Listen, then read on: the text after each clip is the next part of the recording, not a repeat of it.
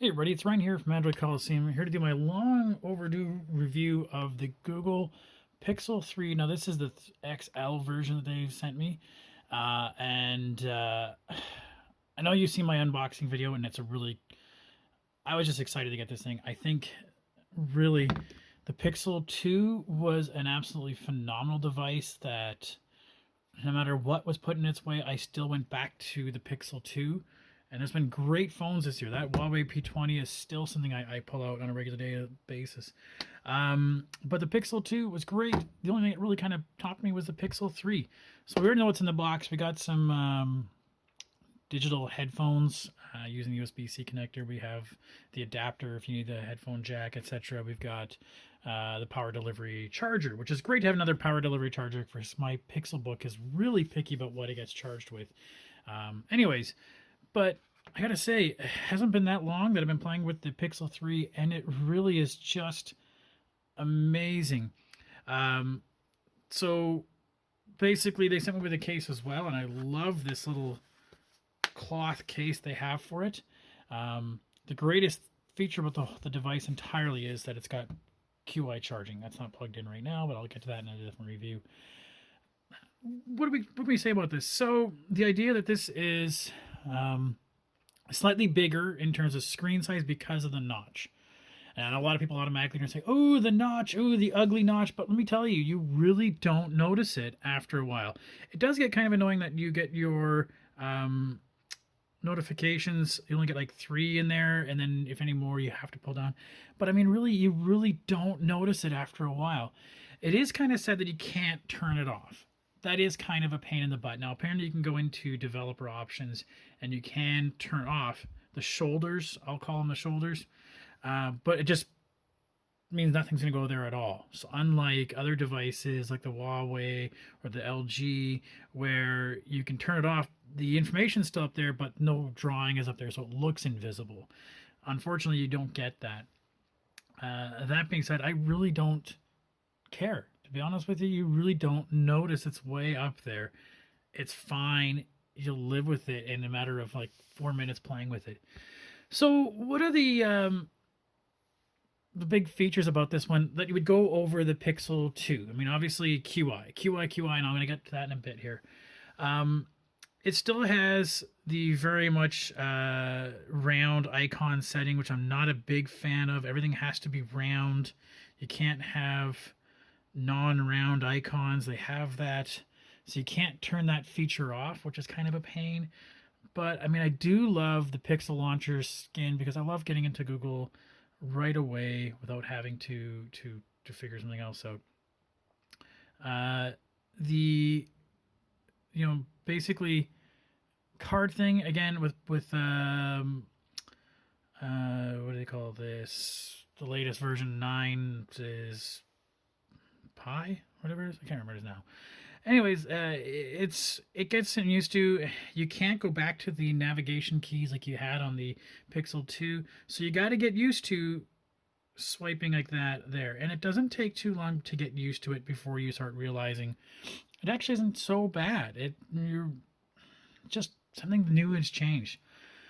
The other thing I noticed was kind of different is that the sound is really echoey. So they've really used that chamber sound in the device. I don't know if you can hear it from here, but it kind of has a resonancy sound to it over the Pixel 2. And even on the lowest setting, sitting on the couch at midnight watching something, even at the lowest setting, you can hear it. Very bassy sound. I'm not a big fan of it, although I'm not complaining about it. That does a great job. What else do you want to hear? Sound was echoey. The notch overlap. So I wanted to show you an example of where the notch overlap happens. Can you see that up there? So some apps still aren't quite designed for it. It's just my OCD is kicking in a little bit that's there. Sometimes I notice in apps that are playing videos, these are gray where everything else is blacked out. Those are gray. I mean, minor things. People are going to get used to using the notch and eventually play around with that and fix it out down. The big advantage here, and the reason why a lot of people look to the Pixel is the camera. So the Pixel 2 camera was amazing. This is the exact same camera setting, just with the visual core, AI core, whatever chip in it. So it's a little smarter. So it can do things like, let's see if it recognizes the Google Lens. Should be able to pop up on things. Well, I guess it's not today. But we have some cool features. Night sight I'm not allowed to talk about till tomorrow. But playground for your stickers, Google Lens, where you can just, tap it and see what it sees. You can also just do that from regular camera and then long press on it. And it'll bring you to Lens. And hey, that's the Google Pixel. What else we have? The photo booth. So you can, wave, smile, and it automatically will take selfies for you.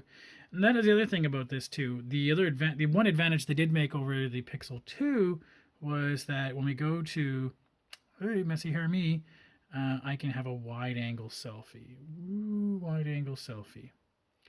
If you want that kind of thing. Need to shave. Okay, so that's, and like I said, the pixel quality out of it is damn near amazing. I really like the picture quality. I'll show you some examples in the thing here.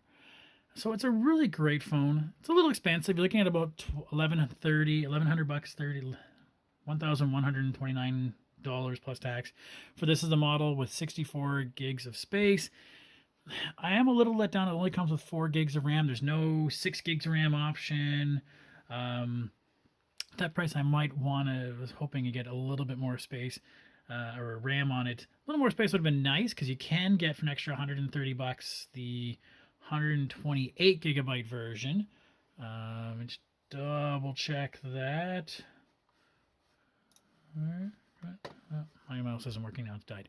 I'll make sure that's clear. So you can double the space under because you don't get extra micro SD storage on this. But I gotta say, this has been great. And you're gonna get all the fancy new features. You're gonna get that new call screening feature. You're gonna get the night sight feature that Google comes out with that only puts out on the Pixel and then slowly rets out to everybody else. So you get to be on the bleeding edge of Google and all the cool things Android's gonna do. So this is my pick of the litter, and I gotta say, QI for the win.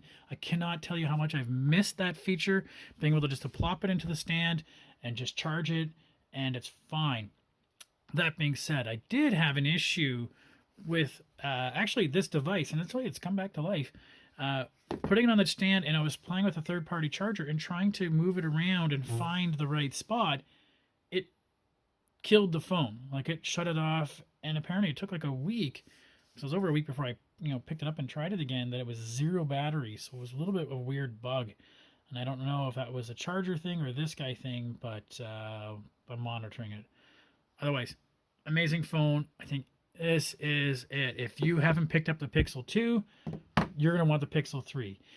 Do you need to have QI charging?